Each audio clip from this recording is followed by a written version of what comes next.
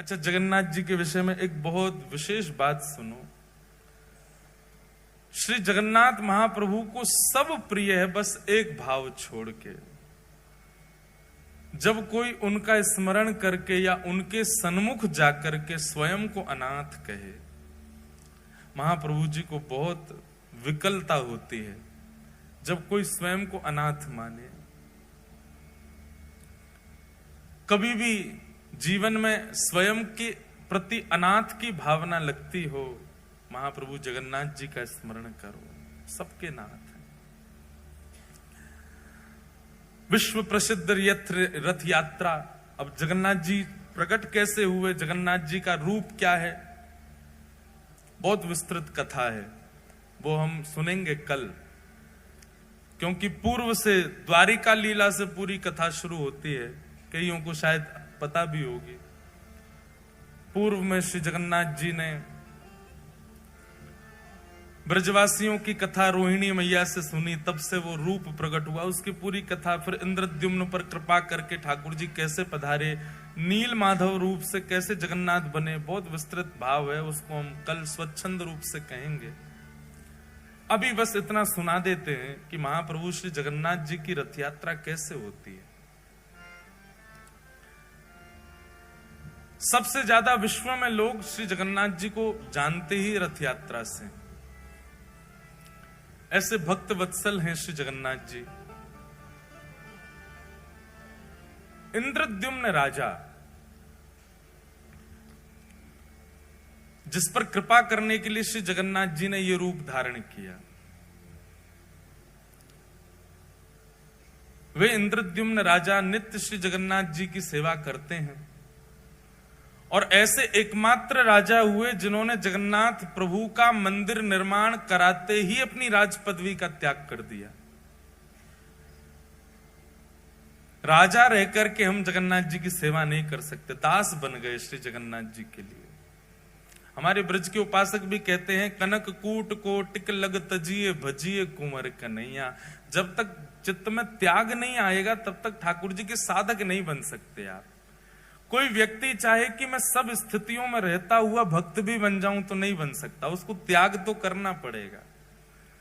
अपने सुख का, अपने समृद्धियों का, अपने भाव का, अपने प्रेम का, अपने ऐशो आराम का कहीं ना कहीं तो त्याग वैष्णव को करना पड़ता है। वैष्णव भक्तों को देखो, वो त्यागी से ही दिखते हैं। रात में भले 1 बज जाए, सुबह 4 बजे उठ जाएंगे, क्यों? त्याग है। कितने वो अच्छे वस्त्र दे दो लेकिन फिर भी सामान्य वस्त्र पहनेंगे, क्यों? त्याग है। कितना भी अच्छा श्रृंगार कर लें, श्रृंगार करके फिर तिलक जरूर लगा लेंगे, क्यों? त्याग है। त्याग भक्त को करना ही पड़ता है। तो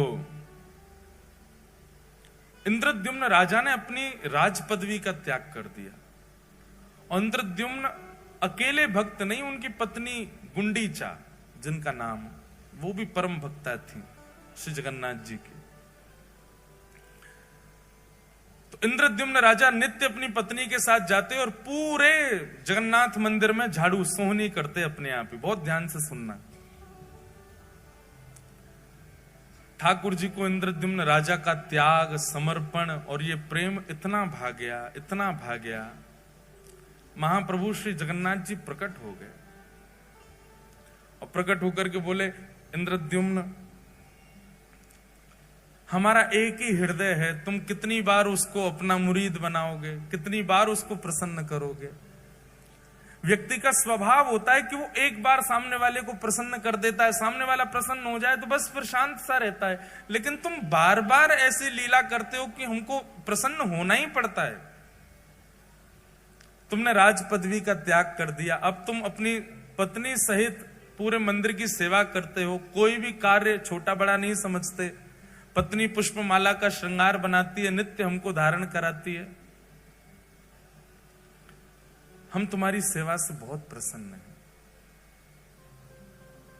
कुछ वरदान मांग लो।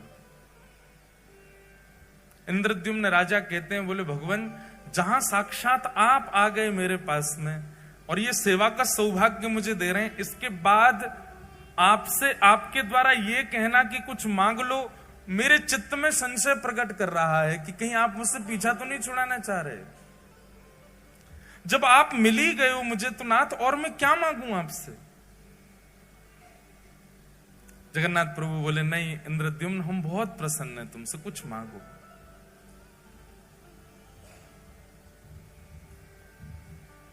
तब इंद्रद्युम्न ने ऐसा वरदान मांगा कि श्री जगन्नाथ जी के नेत्र सजल हो गए। उसने कहा, बोले भगवान, यत्र तत्र, अभी भी मैं जगन्नाथपुरी में जब चलता हूं ना तो लोग बाग कह देते हैं, ओहो वो राजा जा रहा है जिसने जगन्नाथ जी का मंदिर बनवाया। और सत्य माने महाप्रभु, जब कोई कहता है कि मैंने मंदिर बनवाया, उस समय इतनी पीड़ा वेदना होती है कि प्राण त्याग दूं। नाथ, बहुत ध्यानपूर्वक सुनिएगा, ऐसे ही नहीं प्रकट हो जाते हैं ठाकुर जी किसी के यहां। उसकी स्थिति देखो पहले कैसी थी। इंद्रद्युम्न राजा कहता है, बोले नाथ, यत्र तत्र कोई भी कह देता है वो राजा जा रहा है जिसने मंदिर बनवाया। मैं आपसे प्रार्थना करना चाहता हूं, अगर मेरा वंश आगे बढ़ा तो मेरे वंश में आने वाले बालक, मेरे होने वाले उनके भी बालक, पर पौत्र, पर पौत्र, पर पौत्र, और कभी ना कभी कोई ना कोई तो बालक ये कह देगा कि हमारे पूर्वजों ने मंदिर बनवाया। इसलिए आप ऐसी कृपा कीजिए, अनुग्रह कीजिए कि मेरा वंश बढ़े ही ना, कोई ये ना कह दे कभी कि हमारे पूर्वज ने मंदिर बनवाया। मैं आपसे यही वरदान चाहता हूं। उन्होंने वंश ना बढ़े ऐसा नहीं कहा, उन्होंने वरदान में यह मांगा कि कभी कोई ऐसा ना कहने वाला प्रकट हो जो ये कहे कि हमारे पूर्वज ने मंदिर बनवाया। मतलब बगल में पत्नी खड़ी है, गुंडीचा खड़ी है, इसके सामने स्पष्ट कैसे बोल दूं कि मुझे संतान नहीं चाहिए। लेकिन नाथ, आप कृपा करके ऐसा अनुग्रह कर दो कि मेरे कुल में, वंश में कोई ये कहने वाला ही पैदा ना हो कि हमारे पूर्वज ने मंदिर बनवाया। इनडायरेक्ट वे में मानो कहना चाह रहे हैं कि कोई वंश आगे बढ़े ही ना, कभी ना कभी कोई तो बोल देगा कि हमारे पूर्वज ने बनाया। महाप्रभु जगन्नाथ जी के नेत्र सजल हो गए। बोले, और कितना त्याग करोगे इंद्रद्युम्न, सब कुछ तो तुमने त्याग दिया, अपनी राज पदवी तक त्याग दी, एक मैत्रानी की तरह तुम्हारी पत्नी और एक झाड़ू लगाने वाले की तुम नित्य पड़े रहते हो हमारे द्वार पे, और कितना, अब तुम वंश भी नहीं चाहते आगे। महाप्रभु जगन्नाथ जी ने इंद्रद्युम्न को हृदय से लगा लिया। तुम्हारे इस प्रेम को, इसको निष्काम प्रेम कहते हैं, जिस प्रेम में इतनी इच्छा भी नहीं है कि कोई ये कह जाए कि इन्होंने मंदिर बनवाया। हम लोगों की स्थिति कैसी, हमारी कथा सुनकर के 4 लोग वैष्णव क्या बन जाएं तो हम दुनिया में ये मेरी कथा से वैष्णव बना है। हमारे मन की भी बात कह रहे हैं। अभी जलंधर में कोई मिलने आए, वो बोले, महाराज जी इन्होंने जीवन में कभी कुछ गलत काम छोड़ा नहीं, आपकी कथा सुन के छोड़ दिया। हमने भी 4 से परिचय करा दिया, मैंने देखो ये हमारी कथा से ठीक हो गए। इतनी कथा सुनी फिर भी ये सबके अंदर आता है, मेरे अंदर भी आ रहा है, आप सबके अंदर भी आ जाता है। तनिक से भाव से हम लोगों के अंदर कितना मान आ जाता है। पर एक बात सदैव याद रखना, ठाकुर जी मान रहित व्यक्ति को ही मिलते हैं जिसमें किंचित मान ना हो। इंद्रद्युम्न ने कहा, मैं अपने वंश की जिम्मेवारी नहीं ले सकता कि कोई ये बात कह जाएगा कि हमारे पूर्वज ने मंदिर बनवाया था, इसलिए नाथ मेरे वंश में कोई ये कहने वाला पैदा ही ना हो। इसका मतलब वंश ही ना बढ़े, मुझको ही बस मेरे बाद ही वंश समाप्त कर दो मेरा। ऐसा मांगने वाला एकमात्र पृथ्वी पर इंद्रद्युम्न राजा हुआ। इंद्रद्युम्न को तो हृदय से लगा लिया, लेकिन बगल में खड़ी हुई गुंडीचा समझ गई। महाप्रभु, मेरे पति हो ना हो, आपसे वंश वर्धन ना हो, ये मांग रहे हैं। इनकी प्रसन्नता, आपकी प्रसन्नता देख करके मुझे लगता है कि इनका भाव आप समझ गए और आप भी उसमें राजी हैं। पर नाथ, मैं एक मां हूं, मेरे अंदर वात्सल्य भाव है, मेरे अंदर करुणा है, मेरे अंदर लाड़ है, प्यार है, स्नेह है, दुलार है, मैं वो किसको अर्पित करूंगी अगर वंश में कोई बालक ना हुआ तो? आपने उनकी इच्छा पूरी कर दी, पर मेरी इच्छा कैसे पूरी होगी? मेरे अंदर तो वात्सल्यता हिलोरें ले रही है, वो कहां जाएगी नाथ? इंद्रद्युम्न की बात सुनकर के तो जगन्नाथ जी के नेत्र सजल हुए, पर गुंडीचा की बात सुनकर के तो जगन्नाथ जी फूट फूट कर रोए और हृदय से लगा लिया गुंडीचा को। बोले मैं तुम दोनों की कामना पूरी करूंगा। इंद्रद्युम्न की कामना तो मैं ये पूरी करूंगा कि तुम्हारा वंश ना ही बढ़ेगा, और तुम्हारी कामना मैं ये पूरी करूंगा कि तुम्हारे वात्सल्य का भाजन मैं तुम्हारा लाला बन करके रहूंगा सदा के लिए। आज के बाद इंद्रद्युम्न तुम्हारा स्वामी मैं हूं और गुंडीचा तुम्हारा लाला मैं हूं, तुम्हारा पुत्र हूं। जगन्नाथ जी अंक में भर गए और महाराज वर्णन आता है वाणी जी में कि जैसे जगन्नाथ भगवान ने गुंडीचा को हृदय से लगाया, गुंडीचा के पयोधर से अपने आप ही दुग्ध प्रकट हो गया और जगन्नाथ जी अधर पर धारण करके उसको पीने लगे। उसके बाद गुंडीचा को कभी भी गुंडीचा नहीं कहा, रानी नहीं कहा, ठाकुर जी हमेशा मैया बोलते थे। भगवान श्री कृष्ण की 3 ही मैया हैं पृथ्वी पर, देवकी मैया, यशोदा मैया और गुंडीचा मैया। बोले बस मुझे एक अनुमति देना। क्या? मैं जगन्नाथ हूं, आपने मुझे जगत का नाथ बना दिया, पूरा विश्व मेरे पास आएगा। मां, मैं साल भर पूरे विश्व को दर्शन दूंगा, साल भर पूरे विश्व के ऊपर अनुग्रह करूंगा, उनके आर्तों को दूर करूंगा, उन पर अनुग्रह करूंगा, और साल में एक बार अपनी मैया से मिलने के लिए खूब चढ़ करके रथ पर आनंद के साथ भर करके नाचते गाते भय लाखों वैष्णवन के संग में अपनी मैया के पास आऊंगा और फिर 7 दिन आपके पास ही रहूंगा, फिर कहीं नहीं जाऊंगा।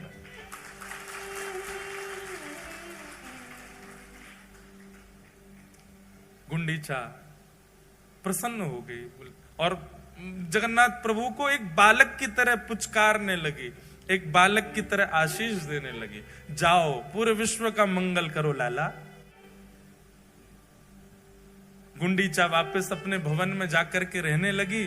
जगन्नाथ भगवान पूरे साल भर दर्शन देते हैं पूरे विश्व को, जगत के स्वामी नाथ बन करके खड़े रहते हैं।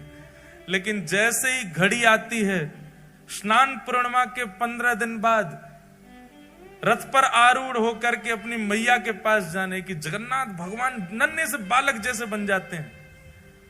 इतना विशाल स्वरूप है ठाकुर जी का, लेकिन ब्रह्म वेदी से उतर करके और महाराज फिर अपने श्री मंदिर से ऐसे उछल उछल करके सब पंडा पुजारियों के कंधा पे ऐसे हाथ धर के उछल उछल करके ठाकुर जी जाते। मैं अपनी मैया से मिलने जा रहा हूं, मैं अपनी मैया के पास जा रहा हूं। पंडा पुजारी बोलते हैं कि कई बार तो श्री जगन्नाथ भगवान इतने आनंद में भर जाते हैं कि यूं पड़ जाते हैं, नीचे 2-4 पंडा दब जाते हैं ठाकुर जी के, ऐसे आनंद में भर जाते, कभी नीचे गिरे कभी पीछे गिरे और ऐसे हिलोरें लेते हुए। आहा, एक क्रूर राजा के सेनापति ने एक ब्राह्मण कन्या का हरण कर लिया और हरण करके बलपूर्वक गर्भाधान कर दिया, तब गर्भ से जन्म लेता है सालबेग, कालबेग का बेटा सालबेग। मां मन में विचार करती है कि अब मेरे साथ जो हुआ सो हुआ, लेकिन कम से कम मैं अपने पुत्र को भगवत भक्त तो बना दूं। अपने पति से छुपा छुपा करके श्री जगन्नाथ जी की मधुर रस चर्चा कथा सुनाती है।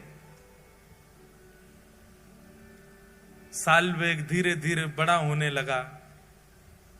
एक दिन गांव के बहुत सारे वैष्णव बैलगाड़ियों में बैठ करके जा रहे थे। सालबेग ने मां से पूछा, ये सब कहां जा रहे हैं?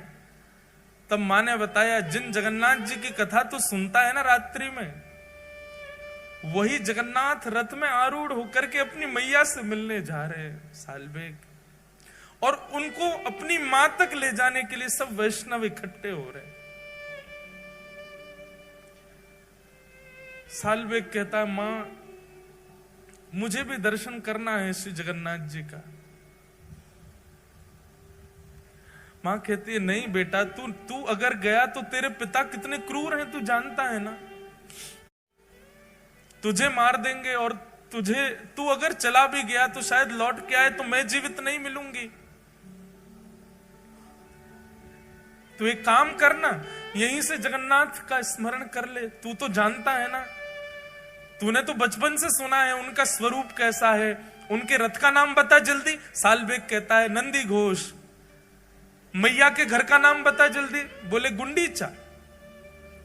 भैया का नाम बता, बोले बलभद्र भैया। तू सब तो जानता है, तो यहीं बैठ के स्मरण कर लेना उनका।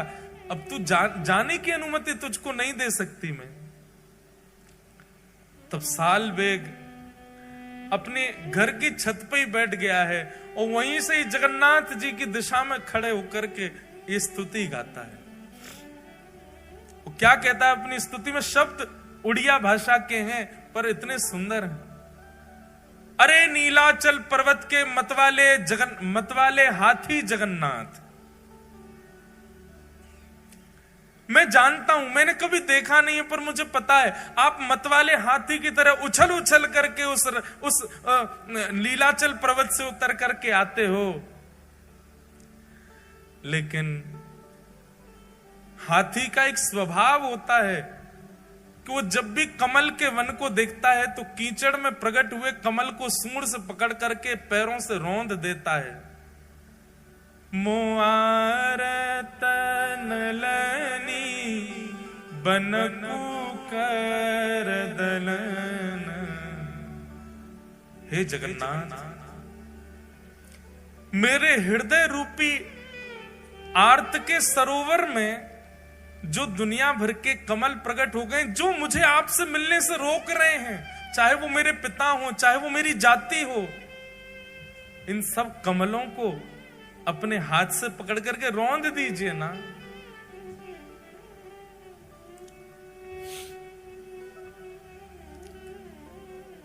गजराज चिंता कल थाई घोर जले न।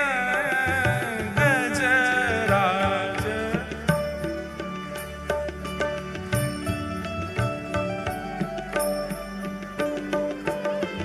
गजराज चिंता कल थाई घोर जले न। गजराज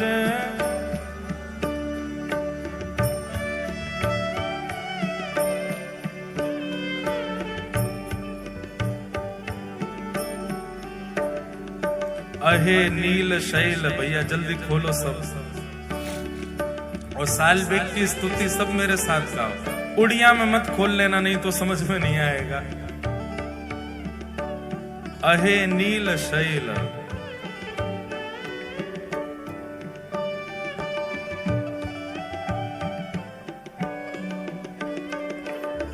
गजराज चिंता कल घोर जले न। गजराज चिंता कल थाई घोर जले न। चक्र पेशी नक्र नाशी उद्धरील अपन। अहे नील शैल प्रबल मत्तावरण। प्रबल मत्तावरण मुआर तनलनी बनकू कर दलन। अहे नील शैल प्रबल मत्तावरण। प्रबल मत्तावरण मुआर तनलनी बनकू कर दलन। अहे नील शैल। गजराज चिंता कर रहा था मेरी तरह कि अरे मैं तो जानवर हूं, मुझ पर कृपा कैसे करेंगे ठाकुर जी। वो भी मेरी तरह चिंतित हुआ था अपनी जाति को लेकर, प्रजाति को लेकर के, जैसे मैं चिंतित हो रहा हूं कि मैं कालबेग का बेटा हूं, मैं मुसलमान हूं, मेरी मां मुझे जाने नहीं दे रही है। ऐसे ही चिंता में पड़ा था गजराज। लेकिन नाथ आपने क्या किया? चक्र पेशी नक्र नाशी उद्धरील अपन। आप तुरंत सुदर्शन चक्र लेकर के गए और उसके पैर को अपने मुख में लेकर के बैठे ग्राह का वध करके आपने उस पर कृपा कर दी। लेकिन उस पर तो कर दी, मुझ पे कब करोगे महाराज? श्री जगन्नाथ जी जैसे ही पहुंडी करते हुए आए और आकर के अपने रथ पर विराजमान हुए, कोसों दूर से गा रहे सालवेग का स्वर श्री जगन्नाथ जी के कान में आने लगा।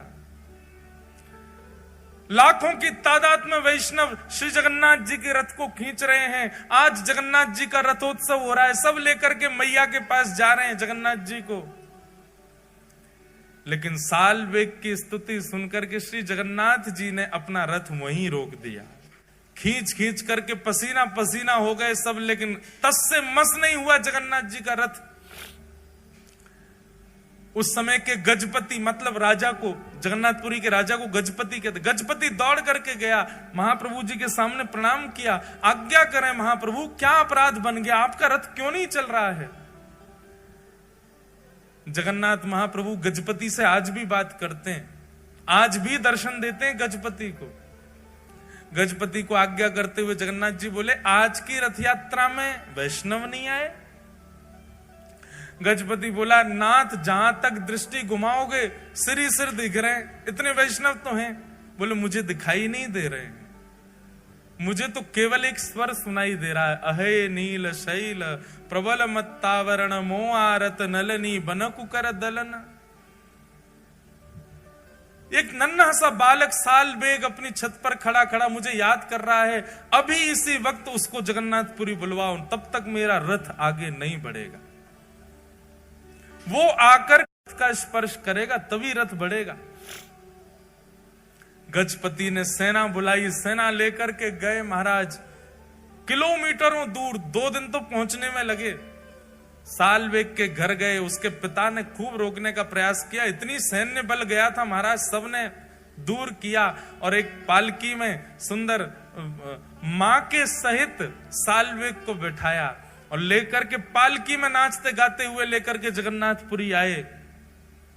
लाखों करोड़ों वैष्णव आस लगा रहे हैं, रथ तो खिंचे ही नहीं रहा है। तभी उस सभा में उन लाखों करोड़ों वैष्णवों के बीच में एक चेतना जगी, सब जय जयकार करने लगे। क्या देखते हैं, पालकी पर नन्हा सा बालक सालवेग बैठ करके आ रहा है। भैया सब सालवेग के पुष्प बरसाने लगे। सालवेग तो अचंभित है, वो विचार ही नहीं कर पा रहा ये हुआ क्या। और जैसे ही उस मार्ग में पहुंचा है जहां नंदी घोष रथ खड़ा है, सालवेग ने पहली बार नेत्र खोल करके सामने देखा तो नंदी घोष रथ के ऊपर बैठे जगन्नाथ जी झूम रहे हैं, उछल रहे हैं, आनंद में भर रहे हैं, इतने प्रसन्न हो रहे हैं महाप्रभु जगन्नाथ। और बार बार गजपति को इशारा कर रहे हैं, बोले इतनी देर मत लगाओ, उसको जल्दी लेके आओ, मेरे हृदय से ला करके लगा दो इसको। यहां सालवेग रथ के ऊपर चढ़ रहा है और श्री जगन्नाथ जी झूम झूम करके, मचल मचल करके अपनी बाहें फैला करके खड़े, ले आओ इसको मेरे हृदय से लगा दो। पैर रख कहीं रहा है, जा कहीं रहा है। उसकी तो स्थिति विचित्र हो गई सालवेग की। सब लोगों ने ले जाकर के जैसे जगन्नाथ भगवान के हृदय से लगाया, महाप्रभु जी के नेत्र सजल हो गए। और मानो हृदय से लगा के महाप्रभु जी कह रहे हैं, गजेंद्र पर कृपा की थी, पर गजेंद्र को हृदय से नहीं लगाया, सालवेग तुझे हृदय से लगाया। चल अब प्रणाम तो कर ले। सालवेग तो फूट फूट के रो रहा है। कितने कृपालु हैं नाथ, कितने दयालु हैं जगन्नाथ। सालवेग ने थोड़ा पीछे हट करके जैसे ही दंडवत प्रणाम किया, सब भक्त प्रतीक्षा करते रहे, लेकिन सालवेग उठा नहीं और वहीं सालवेग ने अपने प्राण त्याग दिए, श्री जगन्नाथ जी में ही विलीन हो गए।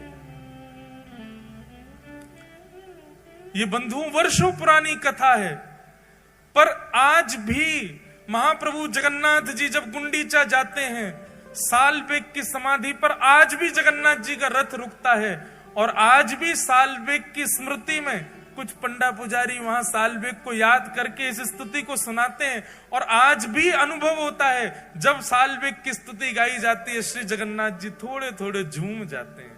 आज भी सालवेग का स्मरण करके श्री महाप्रभु जी आनंदित हो जाते हैं। बोलो जगन्नाथ महाप्रभु की।